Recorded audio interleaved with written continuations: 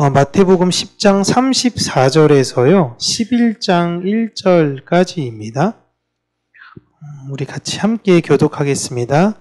내가 세상에 화평을 주러 온 줄로 생각하지 말라. 화평이 아니요 검을 주러 왔노라. 내가 온 것은 사람이 그 아버지와 딸이 어머니와 며느리가 시어머니와 불화하려 함이니 사람의 원수가 자기 집안 식구리라. 아버지나 어머니를 나보다 더 사랑하는 자는 내게 합당하지 아니하고 아들이나 딸을 나보다 더 사랑하는 자도 내게 합당하지 아니하며 또 자기 십자가를 지고 나를 따르지 않는 자도 내게 합당하지 아니하리라. 자기 목숨을 얻는 자는 잃을 것이요 나를 위하여 자기 목숨을 잃는 자는 얻으리라. 너희를 영접하는 자는 나를 영접하는 것이요 나를 영접하는 자는 나를 보내신 이를 영접하는 것이니라. 선지자의 이름으로 선지자를 영접하는 자는 선지자의 상을 받을 것이요 의인의 이름으로 의인이 영접하는 자는 의인의 상을 받을 것이요 또 누구든지 제자의 이름으로 이 작은 자 중 하나에게 냉수 한 그릇이라도 주는 자는 내가 진실로 너희에게 이르노니 그 사람이 결단코 상을 잃지 아니하리라 하시니라. 예수께서 12 제자에게 명하기를 마치시고 이에 그들의 여러 동네에서 가르치시며 전도하시려고 거기를 떠나가시니라. 아멘. 오늘 함께 읽은 말씀을 고부간의 갈등이 많은 그런 가정이나 혹은 복음으로 인해서 다투는 가정사에 자주 적용이 되어졌던 본문입니다. 저도 어린 시절에는 이 본문을 참 이해하기가 어려웠어요. 아버지나 어머니를 나보다 더 사랑하는 자는 내게 합당하지 않는다 라는 것을 그냥 막연하게 머릿속으로만 생각했지 실제 내가 하나님보다 내 부모님을 더 사랑하면 안 된다라는 것이 무슨 의미인지 그 개념조차 잡지를 못했었습니다. 그리고 이거는 실제 불가능한 말이며 세상에서 볼 땐 좀 너무하다 싶을 정도의 내용들이었어요. 그런데 놀라운 것은 제가 점점 마음이 그렇게 되어지더라라는 것입니다. 그런데 놀라운 게 저는 하나님을 더 사랑하게 되면, 하나님을 더 원하게 되면 부모님에 대한 마음이 줄어들고 내 가족에 대한 마음이 더 줄어들 거라고 생각을 했었어요, 예전엔. 근데 그게 아니라 하나님을 사랑하는 만큼이나 가족을 더 이해하고 가족을 더 사랑하게 되더라라는 것입니다. 되게 놀라운 것이죠. 제가 입버릇처럼 이야기하는 것이고 제 딸이 저에게 있어서 가장 듣기 싫어하는 말 중에 하나가 요즘은 좀 자주 이야기를 안 하고 있는데 소영아, 네가 예수님을 믿지 않으면 너와 나의 관계는 여기가 끝이야. 어차피 우리는 가는 길이 달라. 라는 거예요. 정말 듣기 싫어해요. 특히 이 얘기 잘 때 되게 많이 하거든요. 하면 진짜 짜증내요. 그리고 다음날 아빠 때문에 악몽 꿨다고 맨날 이런 얘기하고 좀 당사자가 듣고 있나요? 네.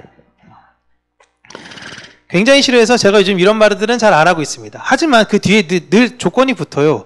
그렇다고 해서 내가 너를 사랑하지 않는 게 아니야. 최선을 다해서 사랑할 거야. 또 놀라운 게 저는 제 딸이 구원받았을지 구원받지 않았을지 모릅니다. 몰라요. 하지만 저는 구원받았으면 좋겠죠. 그건 하나님께서 결정하실 거예요. 그런데 그걸 떠나서 저는 최선을 다해서 제 딸을 사랑해야 된다라는 것입니다. 네, 본인 이영이가 나오니까 또 나한테 끝났습니다. 사랑합니다. 네. 오늘 본문은 사실 이렇게 어떤 의지를 갖고 내 가족을 쳐내고 하나님만 온전히 바라봐라 라는 그런 내용이 아니에요. 오늘 예수님께서 하신 말씀에 대해서 4단계로 이렇게 나누면 이렇게 되어집니다. 첫 번째로는 우리가 가족과 원수가 되어야 된다라는 거예요. 그게 되게 무섭죠. 가족을 두 번째로는 더 사랑하면 안 된다라는 거예요. 그리고 십자가를 지고 따라가야 한다라는 것입니다. 여기까지는 그 복음을 전하는 사람들의 모습을 보여주고 있는 거예요. 그리고 그 뒤로는 이제 복음을 받아들이는 사람들에게 주어질 상급에 대해서 이야기를 해주십니다. 여러분, 유대인들이 인사할 때마다 하는 인사가 샬롬입니다. 샬롬. 평안 이렇게 얘기하죠. 이슬람에서 이야기하는 무슬림들이 이야기하는 살람 알람쿰 그 얘기도 사실은 평안이에요. 서로 평안에 대해서 이야기하는 것이 언어만 다른 것입니다. 근데 유대인들이 말하는 그 샬롬은 무엇이냐 하면 자기 민족만이 얻는 구원을 샬롬이라고 이야기를 해요. 하나님을 섬기는 자들만이 함께 어울려서 사는 나라. 그게 하나님 나라. 그들에게 샬롬인 것입니다. 한때 기독교도 그렇게 많이 외쳤죠. 막 성시화 운동 이런 걸 하기도 하고 그리스도의 계절이 이 땅에 오게 하자라고 많은 운동들이 있었습니다. 그러니까 유대인들의 시오니즘이 사실 이런 사상과 굉장히 유사해요. 그래서 그들에게는요, 하나님을 믿는 상징이라는 할례가 굉장히 중요합니다.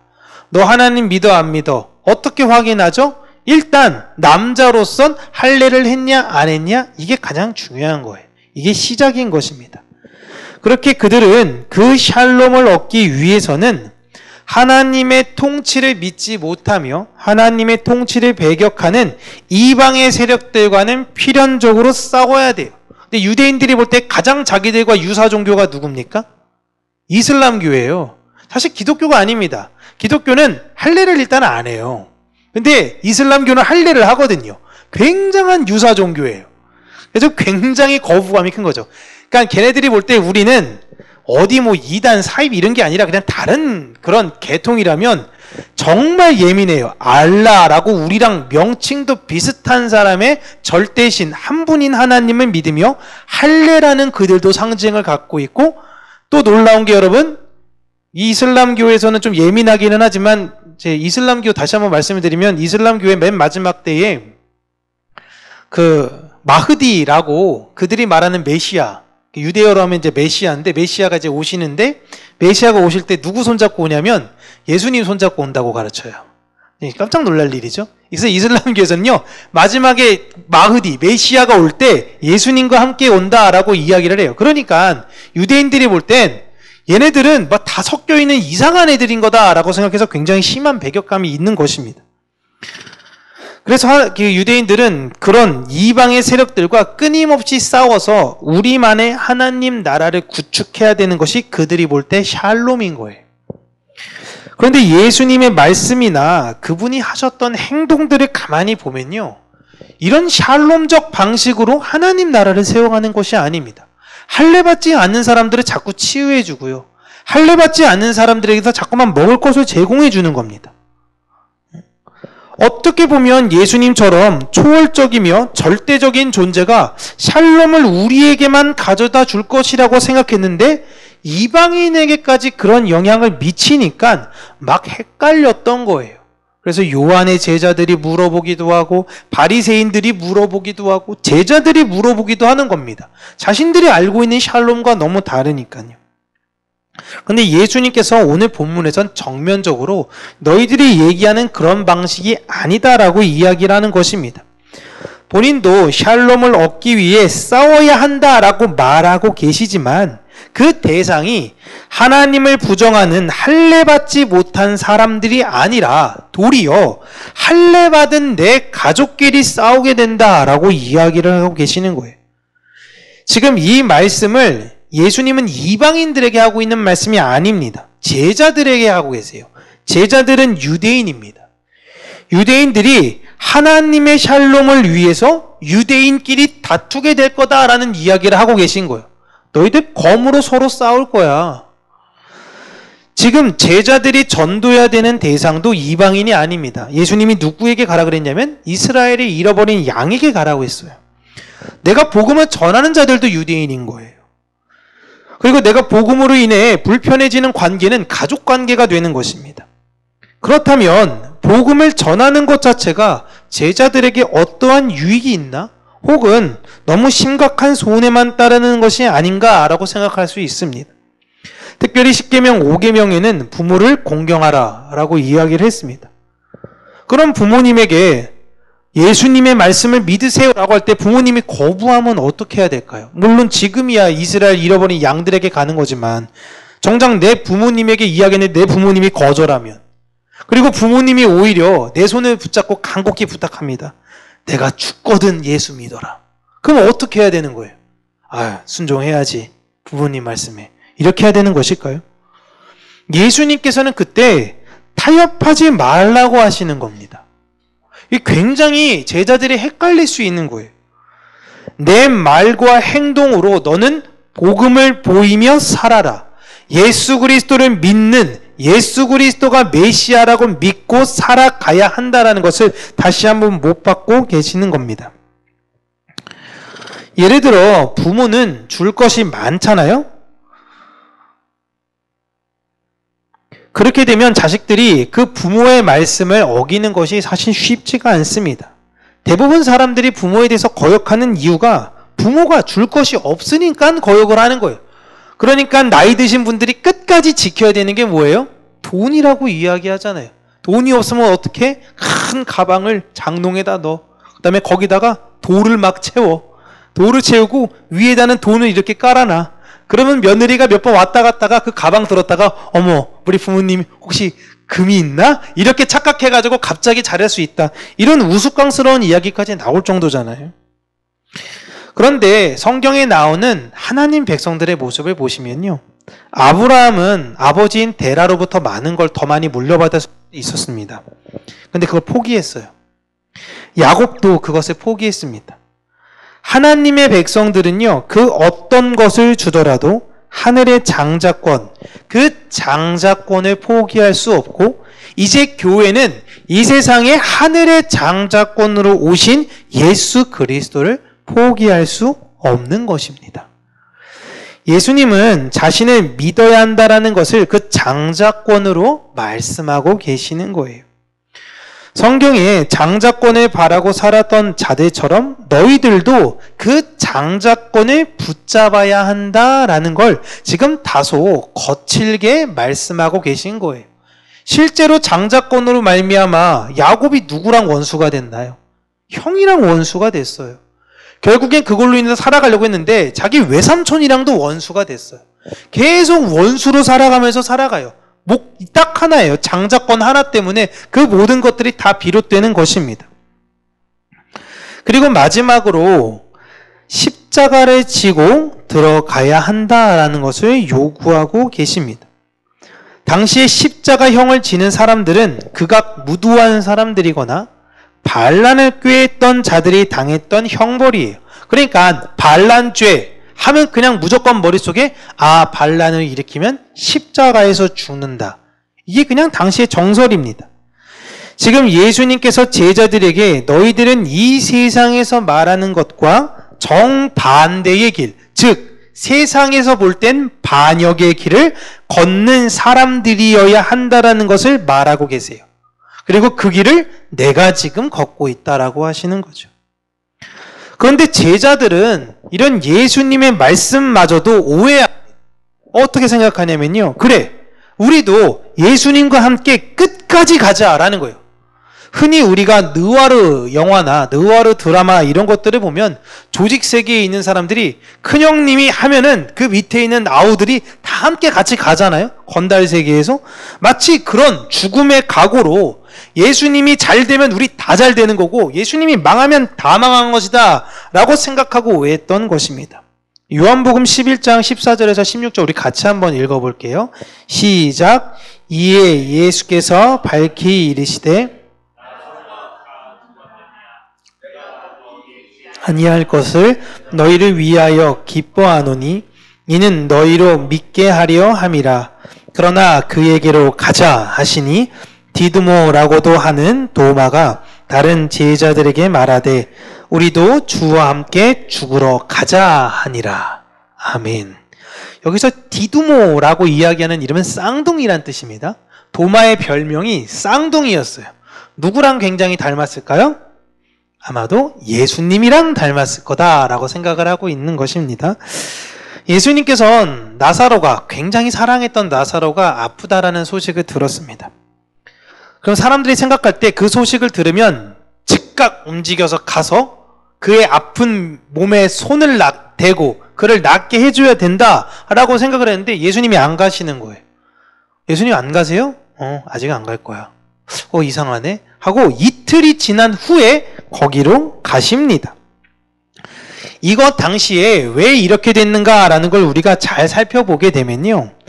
당시 제자들은 예수님께서 나사로에게 가는 순간 혹시 이것이 예수님을 잡으려는 바리새인들을 비롯하여 종교 지도자들의 함정일지도 모른다라고 생각을 했던 거예요. 이해되시나요? 소식이 왔죠. 가장 사랑하고 가장 아끼는 사람이 갑자기 죽을 병에 걸렸다는 소식이 들어왔어요. 이 소식을 믿을 수 있느냐? 이게 진짜 이 소식을 믿을 수 있느냐? 제자 중에선 예수님 이거 함정 같은데요? 갔다가 예수님 잘못하면 거기 이 사람들이 진치고 있다가 예수님을 갑자기 구금할 수도 있는 거예요. 잡아가지고. 이거 함정일지도 모릅니다 라고 이야기를 할 수 있으니 그냥 이 사람들은 이렇게 생각할 수도 있고 예수님 또한 그렇게 생각할 수도 있는 것처럼 마치 예수님은 이틀이 있다가 움직이십니다. 마치 그들의 어떤 정세나 그들의 상황을 판단하시려는 같은 움직임이었어요. 그래서 도마가 지금 예수님이 결정하십니다. 이틀이 지나고 자 우리가 가자라고 하니까 이 말씀을 듣고 거기에 있는 사람들과 예수님이 싸우기로 결정을 하신 거구나. 그러면 이제 어떻게 해야 되는 거예요? 지금 나사로가 죽을 병 걸렸는데 왜 갑자기 죽으러 가자는 이야기를 도마가 하는 겁니까? 이게 연관이 안 맞잖아요. 살리러 가자. 야 예수님이 가시니 우리 가자니까 도마가 생각했던 건 이거는 필연 함정이라고 생각하는 거예요. 하지만 예수님은 결정했습니다. 종교 지도자들과 함께 싸우기로 결정했구나 라고 제자들이 생각하고 그래 우리 큰형님이 가신다면 우리도 같이 가서 싸워야지 이런 이야기를 하고 있는 거예요. 그렇게 계속 인간적인 생각으로 예수님의 하신 말씀과 결정을 생각했던 것입니다. 그래서 요한이 지금 이 요한복음을 통해서 예수님이 그때 그렇게 하셨던 행동, 그렇게 하셨던 이유는 이런 것이야 라고 계속 설명해 주고 있는 것이에요. 즉 인간적으로 생각하며 판단하는 사람들의 연약함을 계속 폭로하고 있죠. 베드로의 연약함, 지금은 도마의 연약함. 그 뒤로 40절에서부터는 예수님께서 복음을 전하다 너희를 영접하는 사람들이 어떻게 될 것인가 라는 것에 대해서 이야기를 해 주십니다. 너희는 이렇게 될 거야 라고까지 지금까지 말씀을 하셨어요.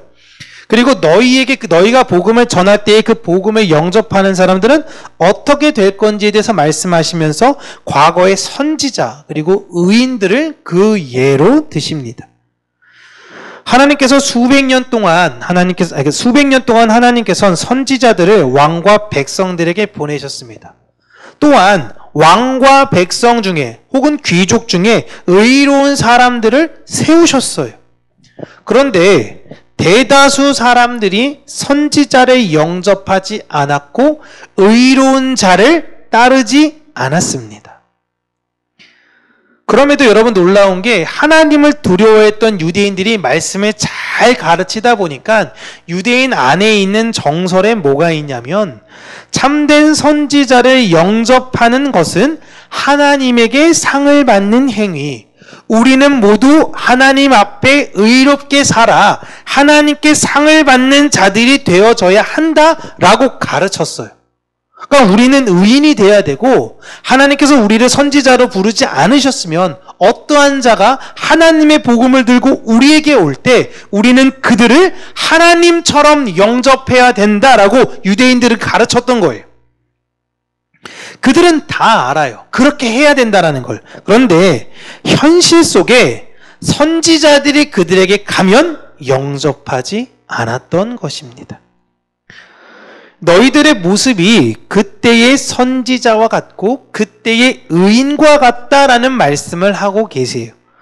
고로 하나님의 선지자들이 하나님의 뜻을 전한 것처럼 너희들은 지금 나로부터 들은 하나님 나라를 그들에게 전해라 라고 예수님께서 당부하고 계신 것입니다. 그때 복음을 전하면서 다니고 수고하는 너희들의 어려움을 알아 우물에서 시원한 물 한 잔을 바로 떠주어 전해주는 사람이 있다면 그는 절대 상을 잃을 수 없다라고 하시죠. 그러니까 지금 이 말씀을 이상하게 적용을 해서요.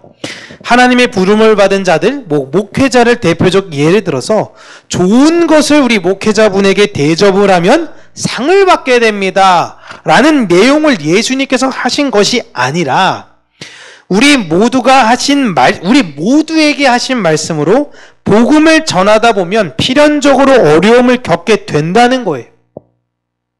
근데 하나님의 말씀을 귀하게 여기는 자들 또한 만나게 된다는 것입니다. 그러니까 우리는 복음의 삶을 살 때에 어려움을 겪기도 하고 우리를 환영하는 사람을 만나기도 하게 된다라는 거예요. 그 뒤로 예수님께서 제자들을 파송하신 것입니다. 이게 우리가 당연히 겪어야 될 일인 거예요. 그러니까 하나님의 말씀과 복음을 가지고 하나님 나라의 확장을 위해서 살아가는 사람들에겐 모두가 환영해 주지 않아요.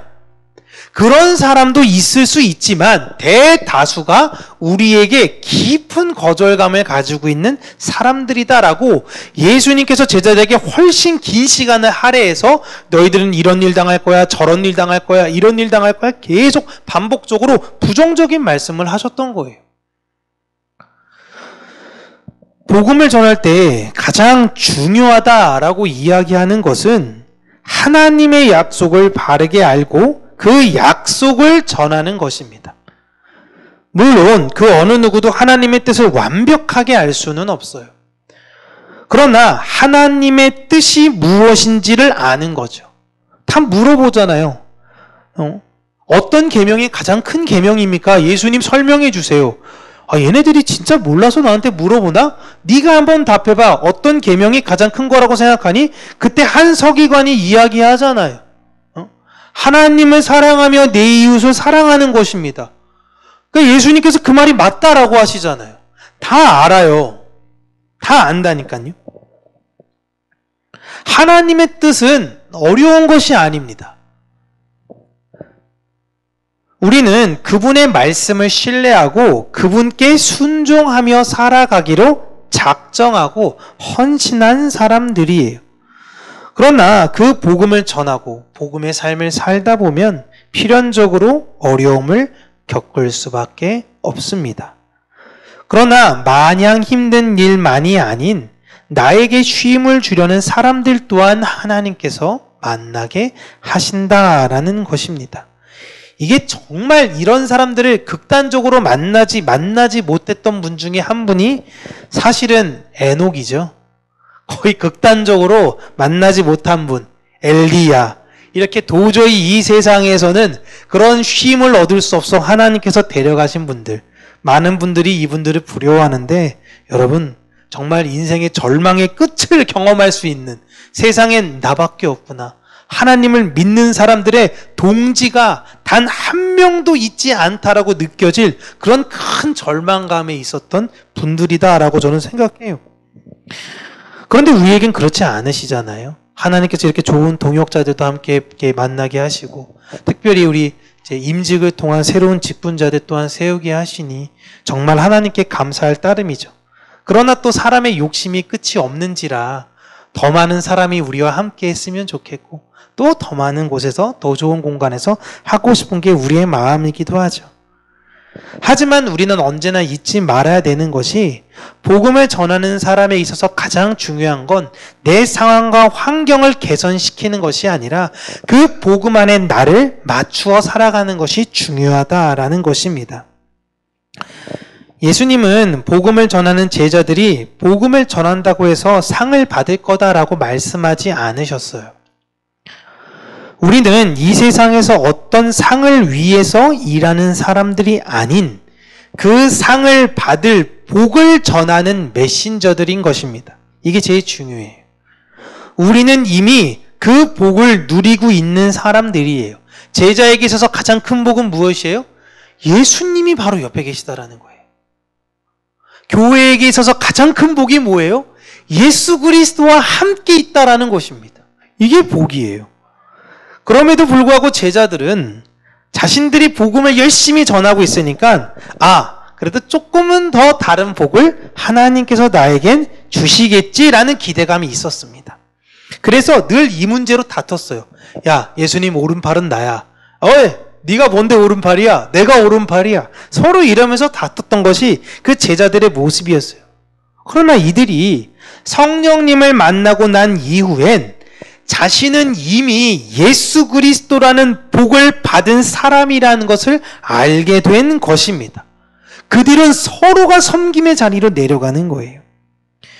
우리는 어떤 행위를 한다고 복을 더 받는 사람들이 아니라 이미 모든 것들이 우리를 위해 예정되어져 있음을 믿고 오늘 이 세상에서 하나님의 평안, 그 샬롬을 전하는 사람들입니다. 그래서 예수님께서 전도할 때 절대 저주하지 마. 너희들 그 사람들에겐 언제나 샬롬만을 이야기해야 돼. 라고 강조했던 거예요. 하나님 말씀에 샬롬만 있어야 되는 것이거든요. 하나님은 아브라함에게 처음 약속하실 때 딱 한마디 하셨습니다. 너는 복이 될 거다. 끝이었습니다. 중동이 사실 지금 이 아브라함 때문에 이 적통 문제로 아까도 제가 서두에 말했지만 다툴 때가 있죠. 그죠? 유대인들은 자신들이 정통성 있다라고 이야기하고 이스마엘을 따르는 이슬람 교도들은 우리가 전통이다. 장자의 피가 우리 통해 흐른다라고 이야기하며 싸워요. 아버지의 그 문제로 인해 그 후손들이 지금까지 싸워요. 이게 과연 세상에서 볼 땐 복이냐? 라고 할 땐 복이 아니에요. 아브라함이 복이라고 했는데 그 자손들은 계속 미워하고 계속 싸워요. 하나님께서 말씀하신 복이라는 것 자체가 물리적인 것으로 여러분 생각하지 마세요. 성경 읽을 때마다 이거 하면 이렇게 복 주겠지, 이렇게 하면 이렇게 내가 상급을 얻겠지라고 예측하고 판단하지 마세요. 우리는 이미 그 상급과 복을 누리고 있는 사람들입니다.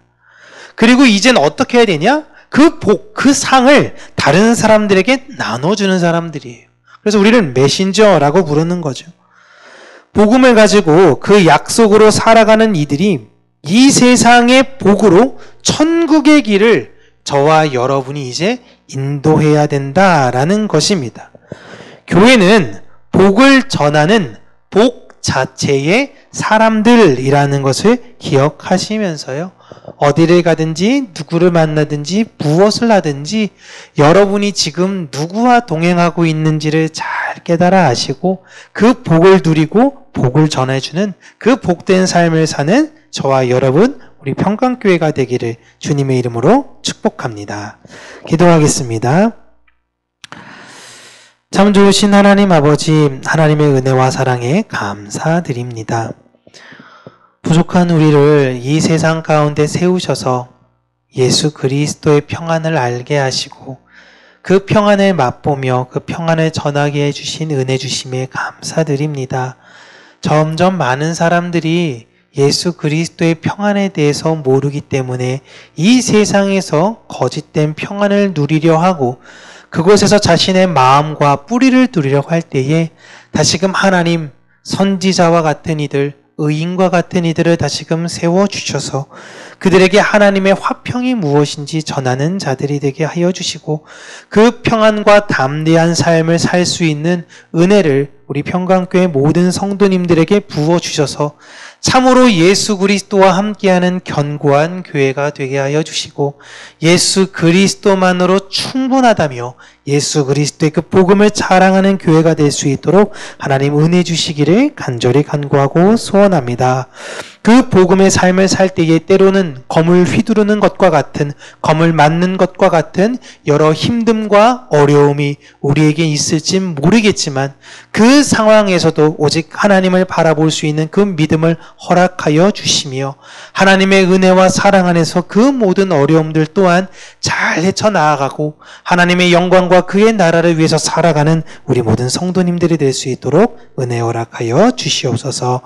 예수님 이름으로 기도합니다. 아멘.